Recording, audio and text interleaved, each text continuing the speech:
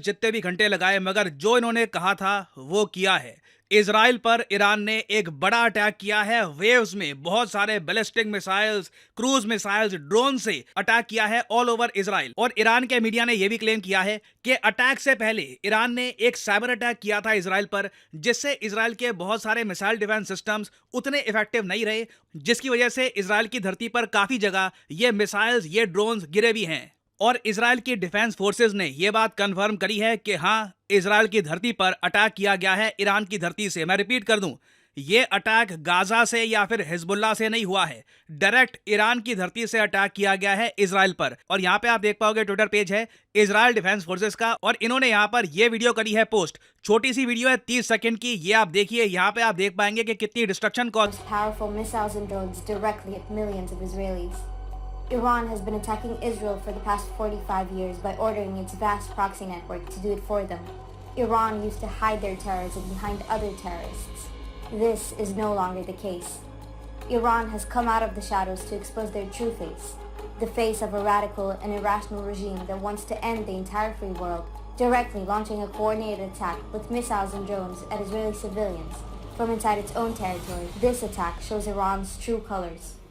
जो शब्द चूज किए हैं इजराइल ने, ये बहुत ही ज़्यादा इंपॉर्टेंट है। और बाय द वे, जो फुटेज आप पीछे देख रहे थे, ये वही फुटेज है। ये सारे जो ड्रोन्स हैं, ये जो मिसाइल्स हैं, ये बरसाए जा रहे हैं ऑल ओवर इजराइल। इवन जो अल अक्सा मॉस्क है, उसके ऊपर से भी बहुत सारे ड्रोन्स और मिसाइल्स गिरे हैं। हालांकि इजराइल ने 80% ईरान के अटैक को इंटरसेप्ट कर लिया है हवा में ही। एक बहुत ही ज़्यादा फैसिनेटिंग वीडियो सामने आई है। यहाँ पे आप देख पाओगे, ये आसमान में ये नाउ यहाँ पे हुआ क्या है कि एक बैलिस्टिक मिसाइल को इजराइल के एरो 3 एयर डिफेंस सिस्टम ने आसमान में ही डिस्ट्रॉय कर दिया है, परहैप्स एटमॉस्फेयर के आसपास या फिर उससे भी थोड़ा सा ऊपर। ये बहुत ही ज्यादा एक रेयर फुटेज है। आज से पहले कभी भी कोई मिलिट्री फुटेज सामने नहीं आई कि एक बैलिस्टिक मिसाइल जो एक बार को एटमॉस्फेयर से भी ऊपर पहुंच के नीचे अटैक करता है टारगेट पे, उसे एक्सो एटमॉस्फेरिक एरिया में ही इंटरसेप्ट करके डिस्ट्रॉय कर दिया जाए। हालांकि मैं ये कहूंगा, ऐसा नहीं है कि ईरान के सारे मिसाइल्स का ये हाल हुआ है। इजराइल का एक बहुत ही इंपॉर्टेंट एयरबेस है, उस पे ईरान प्रॉपरली बॉम्बिंग कर भी पाया है। ये जो वीडियो है काफी शॉकिंग है। यहाँ पे क्या है कि इजराइल का जो रामोन एयरबेस है, उस पर बॉम्बिंग की गई है, उस पर मिसाइल गिरा है। यहाँ पे आप देख पाएंगे, ये ईरान के मिसाइल है। बूम, एक के बाद एक जो एयरबेस है, इस पर बॉम्बिंग करी गई है।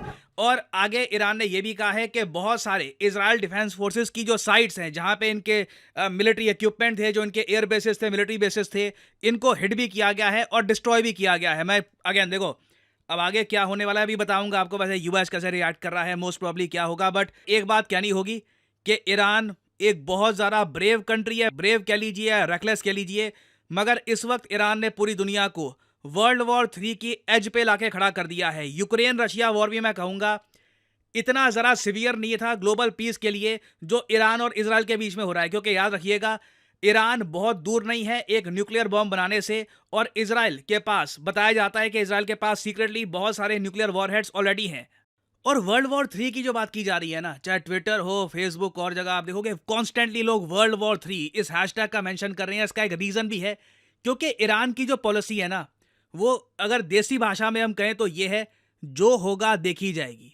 क्योंकि ईरान के जो रक्षा मंत्री हैं, उन्होंने ऐसी स्टेटमेंट दे दी है, ये कह रहे हैं कि अगर किसी भी देश ने अब इजराइल की हेल्प कर दी, क्योंकि ईरान को यह पता है कि इजराइल चुप नहीं बैठेगा, इजराइल डेफिनेटली कुछ ना कुछ रिटेलिएशन करेगा। ईरान ये कह रहा है कि अगर किसी कंट्री ने अपना एयर स्पेस इजराइल के लिए ओपन कर दिया, जिसका यूज करके इजराइल अटैक कर सकता है ईरान पर, तो ईरान उस कंट्री को भी अटैक करेगा। लिटरली इन्होंने ये कहा है कि Iran says it will target any country that opens it's air space for Israeli attack against Iran. और इस सब के बीच में ना, मैं कहूंगा सबसे ज्यादा मजाक बना है यूनाइटेड स्टेट्स ऑफ अमेरिका का। ये आपको याद होगा, दुनिया के सबसे पावरफुल कंट्री के प्रेसिडेंट से जब मीडिया ने पूछा कि अगर ईरान अटैक करता है इजराइल को तो क्या होगा, आप ईरान को क्या मैसेज आप सेंड करोगे, तो उन्होंने कहा था एक वर्ड में, डोंट, मतलब कि मत करना अटैक।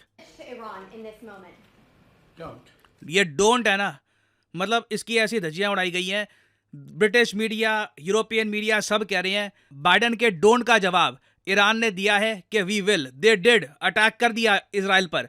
और अभी देखो जो बाइडेन का रिस्पॉन्स पता है क्या है, बस अब आगे कुछ मत करना। लिटरली जो बाइडेन की सरकार ने इजराइल को यह कहा है कि वापस कुछ रिटेलिएशन मत करना, जो हो गया सो हो गया, मिट्टी डालो। यहाँ पे आप देख पाओगे, शॉकिंग है अपने आप में, ये ट्रू नेचर दिखाता है कि America as a super power आज के समय कहाँ खड़ा है।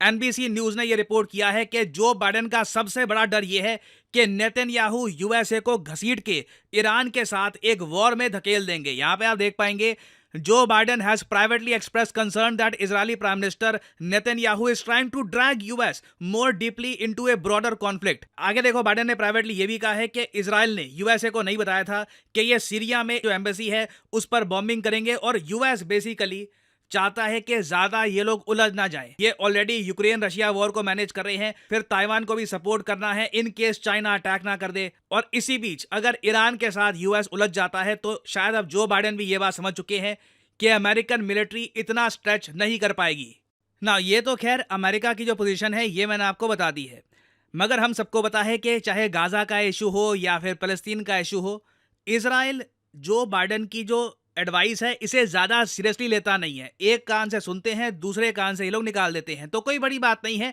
इजराइल यूएसए की एडवाइस को बिल्कुल इग्नोर करके ईरान पर वापस एक रिटेलिएटरी अटैक करे। हालांकि ईरान की आप अगर पोजीशन देखो ना, तो ये लोग कहते हैं कि ये सारा इशू शुरू किया था इजराइल ने। ईरान आज भी, अभी बाय द वे जब मैं वीडियो रिकॉर्ड कर रहा हूं तो यूएन सिक्योरिटी काउंसिल में ये इशू डिस्कस किया जा रहा है। इंडिया ने भी सुबह सुबह प्रतिक्रिया दी है। इंडिया ने कहा है कि जो हो रहा है बहुत ज़्यादा कंसर्निंग है, हम सभी पार्टीज को कहेंगे कि डिप्लोमेसी की तरफ वापस लौटें, ये जो अटैक्स हो रहे हैं ये बहुत गलत हैं। हर कंट्री ही ये बात आज के समय बोलेगी, क्योंकि अगेन जैसे मैंने आपको बताया, वर्ल्ड वॉर 3 की तरफ दुनिया धकेली जाएगी अगर ईरान और इजराइल के बीच में एक कंप्लीट फुल स्केल वॉर हो जाती है ना। ईरान का आप अगर ऑफिशियल स्टांस देखो ना, तो ये तो कहते हैं कि यूएन का जो चार्टर है आर्टिकल 51 का, उसमें यह बात साफ साफ लिखी है कि अगर किसी कंट्री की एम्बेसी पे कोई और कंट्री अटैक करता है तो उस कंट्री को हक है जवाब देने का। तो ईरान तो साफ साफ कह रहा है कि सिंस इजराइल ने सीरिया में जो ईरान की एम्बेसी थी उसको अटैक किया था, तो बाय डिफॉल्ट यूएन के चार्टर के हिसाब से ईरान को हक मिलता है अटैक करने का। अब ईरान भी कह रहा है कि बस अब चलो ठीक है, हमने बदला ले लिया, तुमने हमको मारा, हमने तुमको मारा, बात यहीं पर निपटाते हैं। बट क्या इजराइल बात यहीं पर निपटाएगा? This is the main question, this is the biggest question. और रशिया देखिए कंप्लीटली ईरान के पीछे खड़ा हुआ है।